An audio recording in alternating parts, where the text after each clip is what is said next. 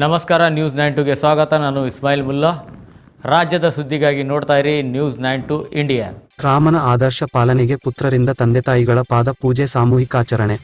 ವಿಜಯಪುರ, ಅಯೋಧ್ಯೆಯಲ್ಲಿ ರಾಮಮಂದಿರ ಲೋಕಾರ್ಪಣೆ ಮತ್ತು ಬಾಲರಾಮ ಮೂರ್ತಿಯ ಪ್ರಾಣ ಪ್ರತಿಷ್ಠಾಪನೆಯ ನಿಮಿತ್ತವಾಗಿ ನಗರದ ಕೇಂದ್ರ ಬಸ್ ನಿಲ್ದಾಣದ ಹತ್ತಿರ ಇರುವ ಪ್ರತಿಷ್ಠಿತ ಶ್ರೀ ನರಸಿಂಹ ದೇವಸ್ಥಾನದಲ್ಲಿ ಶಿವಸೇನಾ ಪಕ್ಷದ ವತಿಯಿಂದ ಪುತ್ರರಿಂದ ಸಾಮೂಹಿಕವಾಗಿ ತಂದೆ ತಾಯಿಗಳ ಪಾದ ಪೂಜೆಯನ್ನು ಮಾಡುವ ಮೂಲಕ ಶ್ರೀರಾಮದೇವರ ಮೊದಲ ದೈವಿ ಆದರ್ಶವಾದ ತಂದೆ ತಾಯಿಯ ಆಜ್ಞಾಪಾಲಕ ಮೌಲ್ಯವನ್ನು ಸಮಾಜಕ್ಕೆ ನೆನಪಿಸಿಕೊಡುವುದರ ಜೊತೆಗೆ ನಾವು ಪಾಲನೆ ಮಾಡುವುದು ಅಗತ್ಯವಾಗಿದ್ದು, ಅದರ ಅಡಿಯಲ್ಲಿ ಈ ಕಾರ್ಯಕ್ರಮವನ್ನು ವಿಶೇಷವಾಗಿ ಆಚರಿಸುವುದರ ಮೂಲಕ ತಂದೆ ತಾಯಿಯಂದಿರ ಮಕ್ಕಳ ಮೇಲಿಟ್ಟಿರುವ ಆಸೆ ಆಕಾಂಕ್ಷೆಗಳು ದೂರದೃಷ್ಟಿ ಈಡೇರಿಸುವ ನಿಟ್ಟಿನಲ್ಲಿ ಇಂದಿನ ಕಾರ್ಯಕ್ರಮವು ಸಾಕ್ಷಿಯಾಯಿತು.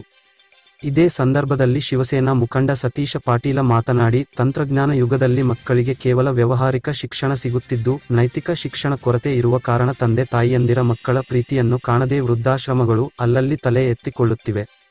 ಆದ ಕಾರಣ ಮಕ್ಕಳು ಇರುವಾಗಲೇ ಈ ಪರಿಸ್ಥಿತಿ ಉದ್ಭವಗೊಳ್ಳುತ್ತಿರುವುದು ಖೇದಕರ ಸಂಗತಿ. ಮಕ್ಕಳು ಯಾವುದೇ ಸಂದರ್ಭದಲ್ಲಿ ತಂದೆ ತಾಯಿಗಳಿಂದ ದೂರಾಗಬಾರದು. ಒಳ್ಳೆಯ ಸಂಸ್ಕಾರ, ಸಂಸ್ಕೃತಿ, ನಡೆನುಡಿಯನ್ನು ಅನುಸರಿಸಿಕೊಳ್ಳಬೇಕಾಗಿದೆ. ಈ ನಿಟ್ಟಿನಲ್ಲಿ ಇಂದು ಹಮ್ಮಿಕೊಂಡ ಹೃದಯ ಸ್ಪರ್ಶಕ್ಕೆ ಕಾರಣವಾದ ತಂದೆ ತಾಯಿಗಳ ಪಾದ ಪೂಜೆ ಕಾರ್ಯಕ್ರಮದಲ್ಲಿ ಪಾಲ್ಗೊಂಡ ಹಿರಿಜೀವಗಳು ಸಂತೋಷ ವ್ಯಕ್ತಪಡಿಸಿದ್ದು ಹೆಮ್ಮೆಯ ಸಂಗತಿಯಾಗಿದೆ. ಈ ಕಾರ್ಯಕ್ರಮದಲ್ಲಿ ನೇಮಿನಾಥ ಬಾಗೇವಾಡಿ, ವಿಶ್ವನಾಥ ದೇಶಪಾಂಡೆ, ಸಾಹೇಬಗೌಡ ವಿಜಾಪುರ, ಪ್ರಶಾಂತ ಕಕ್ಕಳಮೇಲಿ, ಆನಂದ ಪಾಟೀಲ, ಶ್ರೀಧರ ಪೂಜಾರಿ, ಪ್ರಶಾಂತ ಬಿಜಾಪುರ, ಭೀಮಾಶಂಕರ, ವಿಜಯಕುಮಾರ, ಸಚಿನ ಕಾಳೆ, ಅನಿಲ ಪಾಟೀಲ, ಮಲ್ಲಿಕಾರ್ಜುನ ಪಾಟೀಲ, ಪರಶುರಾಮ ಮಲಕಣ್ಣವರ, ಪ್ರಭು ಖೇಡಗಿ ಸಹ ಕುಟುಂಬದ ಹಿರಿಯರು ಉಪಸ್ಥಿತರಿದ್ದರು.